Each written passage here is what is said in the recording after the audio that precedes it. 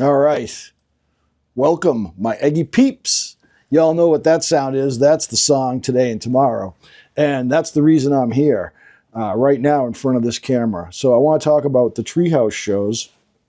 The set list for the first night of Treehouse was set one, opener Laurel, with a Sugar Sleuth. And then they went into Tomorrow Never Knows, a Beatles cover, and then Today and Tomorrow, and they ended the set with Lost and Found. Now, Tomorrow Never Knows, a Beatles song from the Revolver album, that very memorable version from out in Colorado this last year. I think it was the Eggy Theater. I don't remember exactly, but literally got dizzy when they started playing that out in Colorado the first time I heard them do it. I'm not sure if it was the debut for the band or not, but a song that goes back in my memory a lot. Thinking of I was born in 67, so I think the album came out a year before I was born. Certainly something that I heard before I even knew it, and as I grew up, heard it a lot. Played that album to death as a teenager, and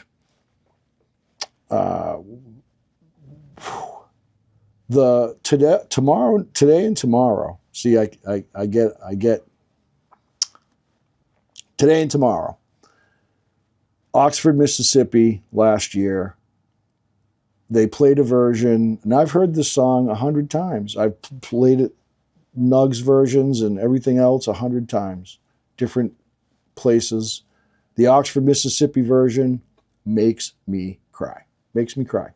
Not the words, but the playing after the words are over. The places that the band goes and the amount of just raw emotion coupled with talent and desire that makes the noises that the band make in this song make me emotional. So at Treehouse, when Tomorrow Never Knows came on, I got into a pretty vulnerable state mentally, as far as in a good way, just kind of letting the music take me away. And, I have a very visual imagination, and so I kind of shut my eyes and I just kind of let things wash over me. When that Today and Tomorrow hit, I knew within the first few seconds that it was going to be an emotional version for me. I could tell it wasn't going to be very short. They were going to really play it out. I don't know why. I could tell. I could feel it. And I did. I cried again. And I'm getting a little choked up even thinking about where I went in my mind. And I don't even know where I was, but I was crying. I was literally weeping with joy and appreciation of the beauty of the notes that were hitting my ears, coupled with, so that joy and appreciation, just being so thankful that, man, I was this was like, this music was fitting into my DNA, like it was born inside me, right? Like it was part of me. And that joy and appreciation of it fitting me so well, along with the emotion from the artists that were pouring themselves into it, got me to a point where I literally began to weep. And I hoped that the people around me didn't notice it, especially the guys on stage. I'm half a hard ass in my real life. I'm really only a softie around Eggy, so it's hard for me to be in a spot like that. But I was, again. That's the second time they've done that to me. And so I want you all to listen to it. I don't know if the Treehouse version will be up, except for the audience tapes, onto Nugs anytime soon, but you can get it on the archives and stuff. And thanks to Alistair and John and those guys that do the taping.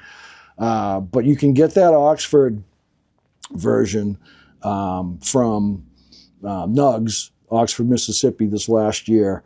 I think it was Sticky's Chicken or something like that, but it doesn't matter. Just search for Today and Tomorrow from Oxford and you'll find it.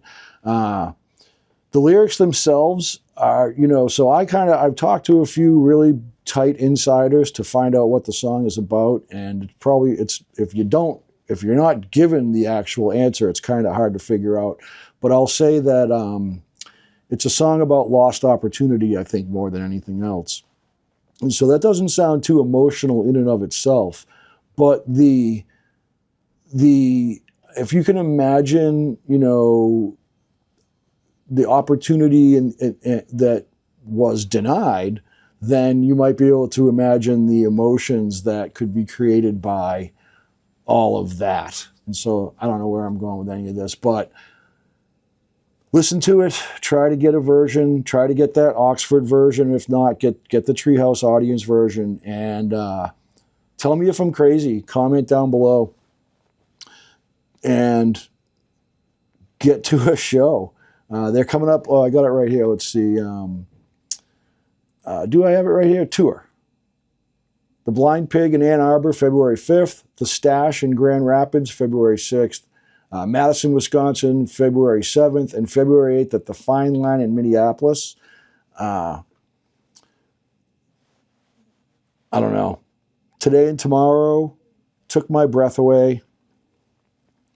That night, the first night, they also did, that second set was Figure It Out, which was like 40 minutes, and the Subterranean Homesick Blues. And one of the beauties of this band is that they read the room so well. And they came back.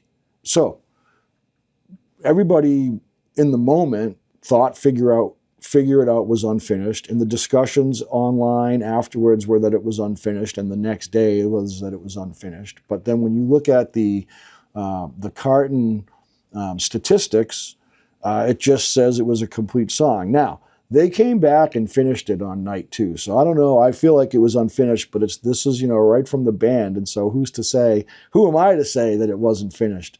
I will also say that if you haven't been on the Carton recently, I think it's that's doing the write-ups on these, but if you hover your mouse over the green highlighted songs, there will be these beautiful write-ups. Now, when I'm driving down the road, imagining doing these videos, those are the words I have in my head. That's the essence I'm trying to capture when I sit down in front of the camera, but the words always escape me. I'll give you an example. So on the Figure It Out that has been recently posted, here is the write-up for it.